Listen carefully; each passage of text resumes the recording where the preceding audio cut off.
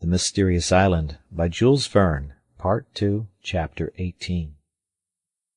"Poor man," said Herbert, who had rushed to the door, but returned, having seen Ayrton slide down the rope on the lift and disappear in the darkness.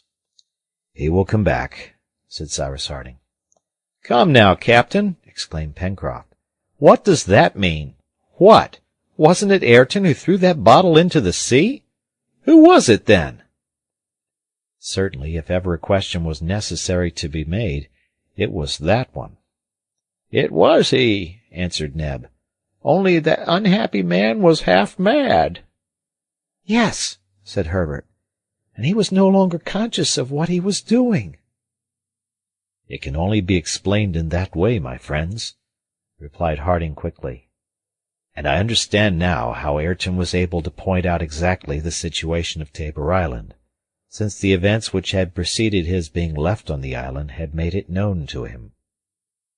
"However," observed Pencroft, "if he was not yet a brute when he wrote that document, and if he threw it into the sea 7 or 8 years ago, how is it that the paper has not been injured by damp?" "That proves," answered Cyrus Harding, "that Ayrton was deprived of intelligence at a more recent time than he thinks."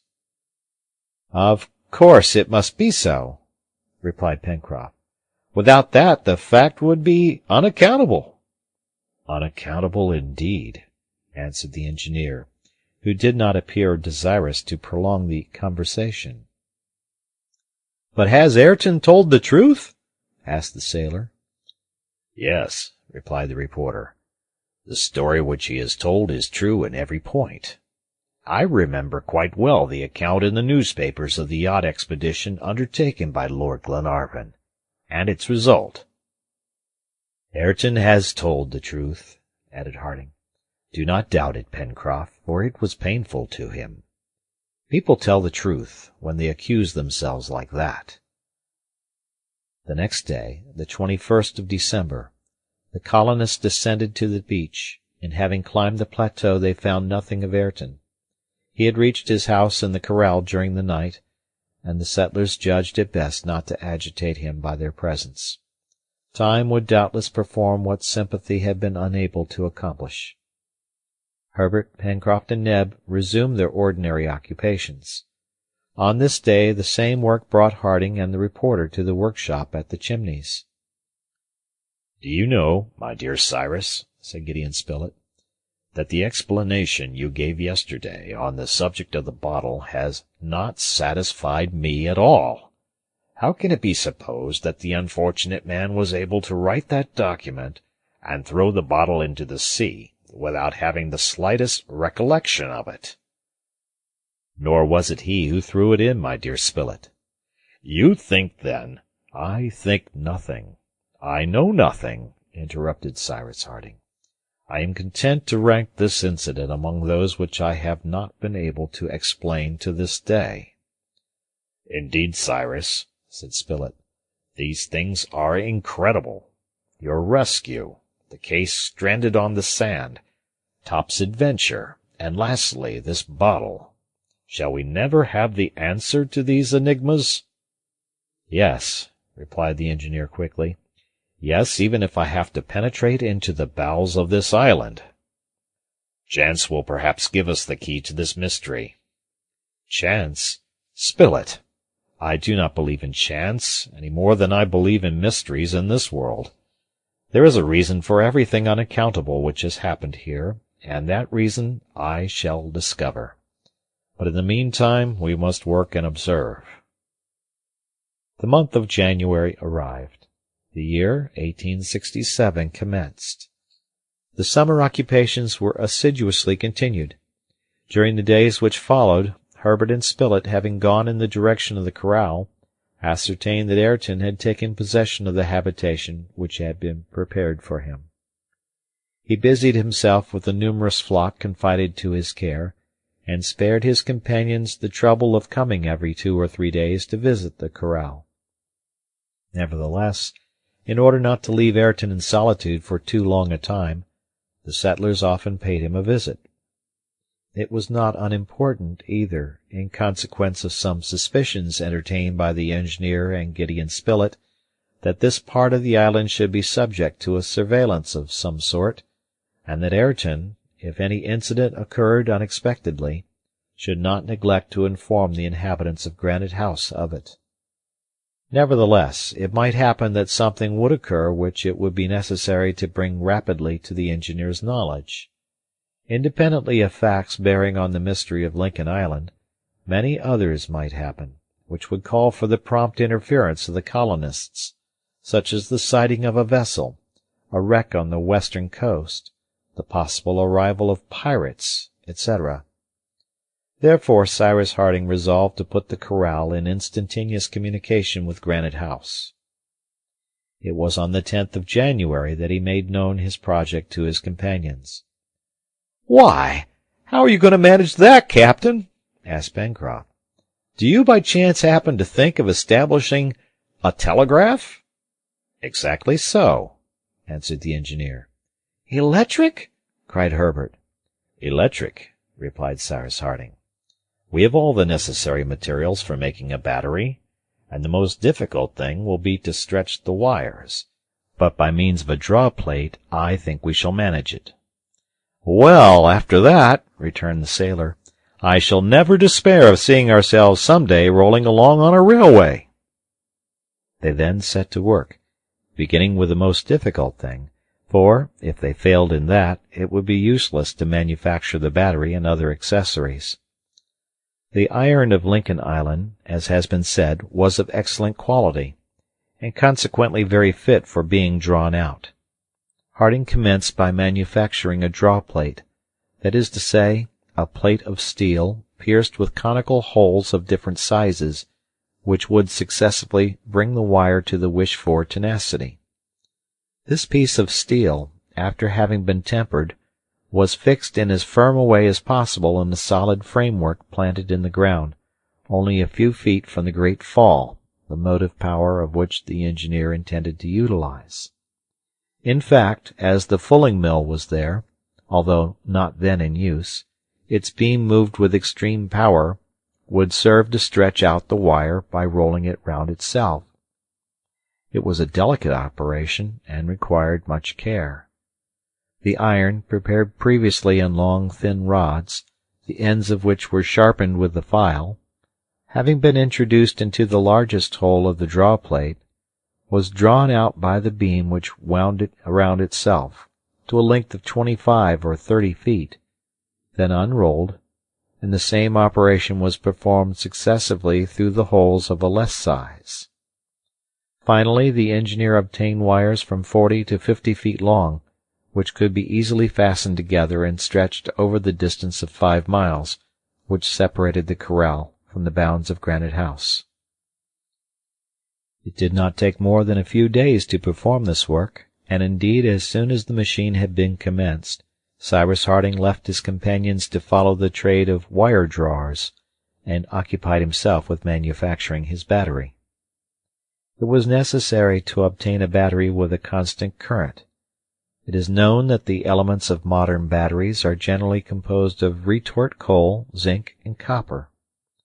Copper was absolutely wanting to the engineer, who, notwithstanding all his researches, had never been able to find any trace of it in Lincoln Island, and was therefore obliged to do without it.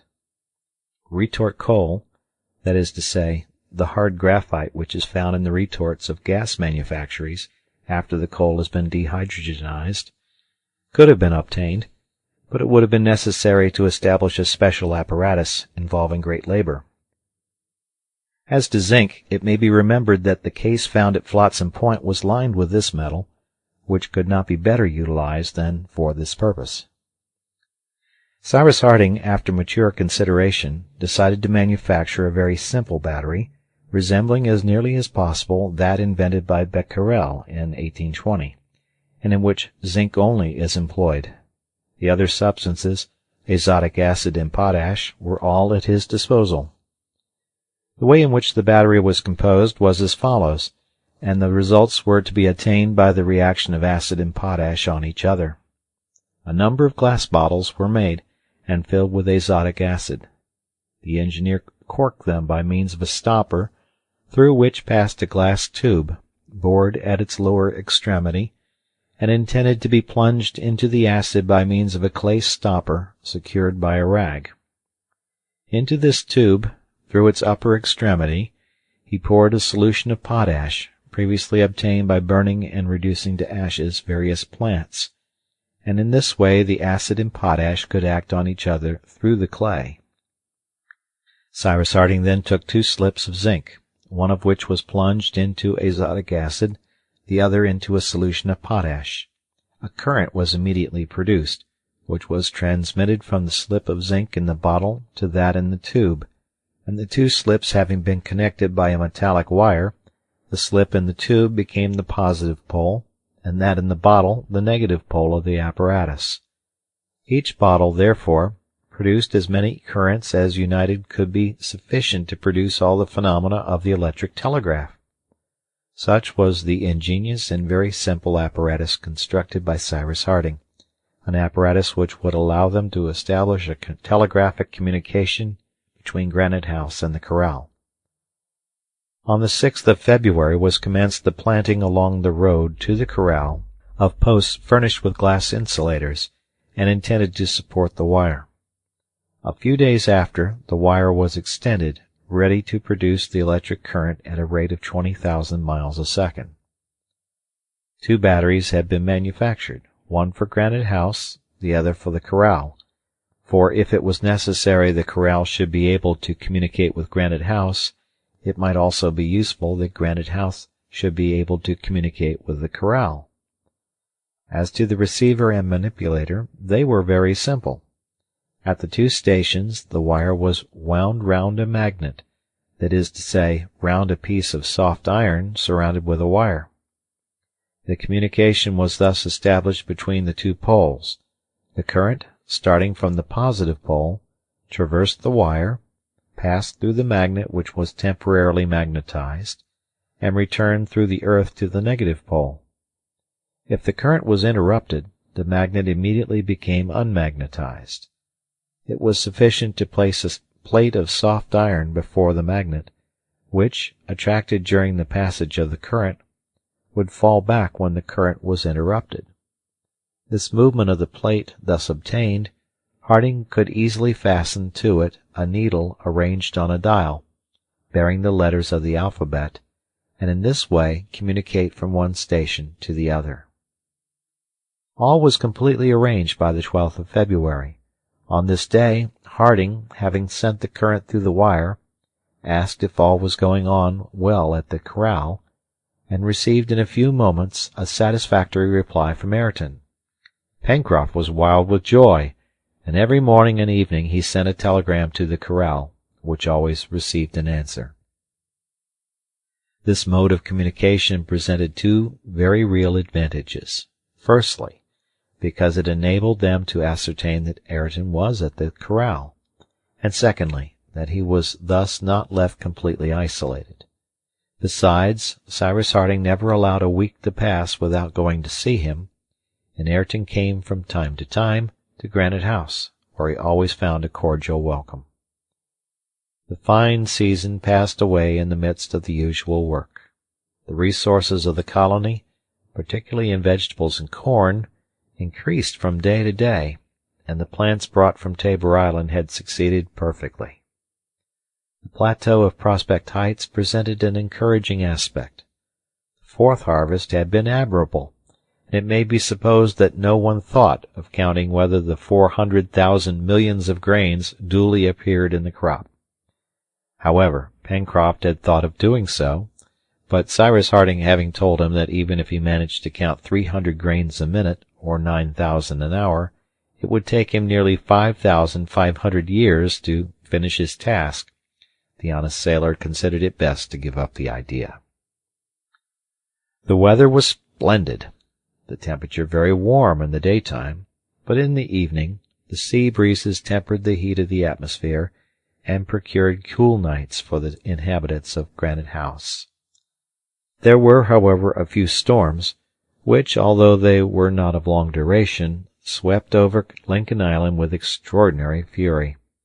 The lightning blazed, and the thunder continued to roll for some hours. At this period the little colony was extremely prosperous.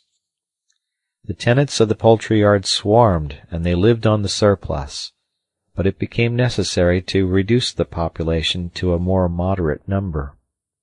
The pigs had already produced young, and it may be understood that their care for these animals absorbed a great part of Neb and Pencroft's time. The onagers, who had 2 pretty colts, were most often mounted by Gideon Spilett and Herbert, who had become an excellent rider under the reporter's instruction, and they also harnessed them to the cart, either for carrying wood and coal to Granite House, or different mineral productions required by the engineer. Several expeditions were made about this time into the depths of the far west forests. The explorers could venture there without having anything to fear from the heat, for the sun's rays scarcely penetrated through the thick foliage spreading above their heads. They thus visited all the left bank of the Mercy, along which ran the road from the corral to the mouth of Falls River. But in these excursions the settlers took care to be well armed, for they met with savage wild boars, with which they often had a tussle. They also, during this season, made fierce war against the jaguars. Gideon Spilett had vowed a special hatred against them, and his pupil Herbert seconded him well. Armed as they were, they no longer feared to meet one of those beasts. Herbert's courage was superb, and the reporter's sang-froid astonishing. Already 20 magnificent skins ornamented the dining-room of Granite House, and if this continued, the jaguar race would soon be extinct in the island, the object aimed at by the hunters. The engineer sometimes took part in the expeditions made to the unknown parts of the island, which he surveyed with great attention. It was for other traces than those of animals that he searched the thickets of the vast forest, but nothing suspicious ever appeared. Neither Top nor Jup, who accompanied him, ever betrayed by their behavior that there was anything strange there, and yet more than once again the dog barked at the mouth of the well, which the engineer had before explored without result. At this time Gideon Spilett, aided by Herbert, took several views of the most picturesque parts of the island by means of the photographic apparatus found in the cases, and of which they had not as yet made any use. This apparatus, provided with a powerful object glass, was very complete. Substances necessary for the photographic reproduction, collodion for preparing the glass plate, nitrate of silver to render it sensitive, hyposulfate of soda to fix the prints obtained, chloride of ammonium in which to soak the paper destined to give the positive proof, acetate of soda and chloride of gold in which to immerse the paper. Nothing was wanting. Even the papers were there, all prepared, and before laying in the printing frame upon the negatives, it was sufficient to soak them for a few minutes in the solution of nitrate of silver. The reporter and his assistant became in a short time very skilful operators, and they obtained fine views of the country, such as the island, taken from Prospect Heights with Mount Franklin in the distance, the mouth of the Mercy, so picturesquely framed in high rocks, the glade and the corral, with the spurs of the mountain in the background, the curious development of Claw Cape, Flotsam Point, etc. Nor did the photographers forget to take the portraits of all the inhabitants of the island, leaving out no one. "It multiplies us," said Pencroft. And the sailor was enchanted to see his own countenance faithfully reproduced, ornamenting the walls of Granite House, and he stopped as willingly before this exhibition as he would have done before the richest shop windows in Broadway. But it must be acknowledged that the most successful portrait was incontestably that of Master Jup. Master Jup had sat with a gravity not to be described, and his portrait was lifelike. "He looks as if he was just going to grin," exclaimed Pencroft. And if Master Jup had not been satisfied, he would have been very difficult to please, but he was quite contented and contemplated his own countenance with a sentimental air which expressed some small amount of conceit. The summer heat ended with the month of March. The weather was sometimes rainy, but still warm. The month of March, which corresponds to the September of northern latitudes, was not so fine as might have been hoped. Perhaps it announced an early and rigorous winter. It might have been supposed one morning, the 21st, that the first snow had already made its appearance. In fact, Herbert, looking early from one of the windows of Granite House, exclaimed, "Hallo! The islet is covered with snow!" "Snow at this time?" answered the reporter, joining the boy. Their companions were soon beside them, but could only ascertain one thing, that not only the islet but all the beach below Granite House was covered with one uniform sheet of white. "It must be snow," said Pencroft. "Or rather is very like it," replied Neb. "But the thermometer marks 58 degrees," observed Gideon Spilett. Cyrus Harding gazed at the sheet of white without saying anything, for he really did not know how to explain this phenomenon, at this time of year and in such a temperature. "By Jove!" exclaimed Pencroft, "all our plants will be frozen!" And the sailor was about to descend, when he was preceded by the nimble Jup, who slid down to the ground. But the orang had not touched the ground when the snowy sheet arose and dispersed in the air in such innumerable flakes that the light of the sun was obscured for some minutes. "Birds!" cried Herbert. They were indeed swarms of sea-birds, with dazzling white plumage. They had perched by thousands on the islet and on the shore, and they disappeared in the distance, leaving the colonists amazed as if they had been present at some transformation scene, in which summer succeeded winter at the touch of a fairy's wand. Unfortunately, the change had been so sudden that neither the reporter nor the lad had been able to bring down one of these birds, of which they could not recognize the species. A few days after came the 26th of March, the day on which, 2 years before, the castaways from the air had been thrown upon Lincoln Island. End of chapter.